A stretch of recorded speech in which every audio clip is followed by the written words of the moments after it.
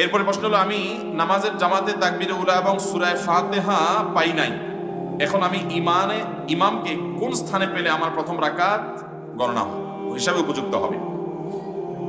দেখেন, আপনার ইমামকে যদি আপনি রুকুতে পান তাহলে আপনি সে রাকাত পেয়েছেন, সেটা গণ্য হবে। কোথায় পেলে রাকাত পাইছেন গণ্য হবে? রুকুতে। আল্লাহু আকবার বলে ইমামকে রুকুতে পাইছেন, আপনি আল্লাহু আকবার রুকুতে গেছেন, ইমাম উঠে গেছে, আপনি গেছেন, তারপর ইমাম উঠে গেছে, তারপর আপনি রাকাত পেয়ে গেছেন। কথা কি বুঝাতে পারছি? অতএব রুকুতে পাওয়া পর্যন্ত রাকাত পেয়ে গেছেন, কিন্তু আপনি রুকুতে যাবেন, এতক্ষণ ইমাম সাহেব সামিউল আলহামদুলিল্লাহ দাঁড়ায় গেছেন, তাহলে আপনার রাকাত গণ্য হয় নাই।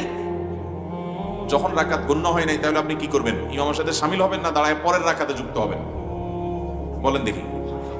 শামিল হলে লাভ কি? রাকাত তো এটা গণ্য হবে না। কি লাভ? লাভ আছে? কি লাভ? সিজদা গিয়ে আপনি তাসবিহ পাঠ করবেন, সব হবে না নাই?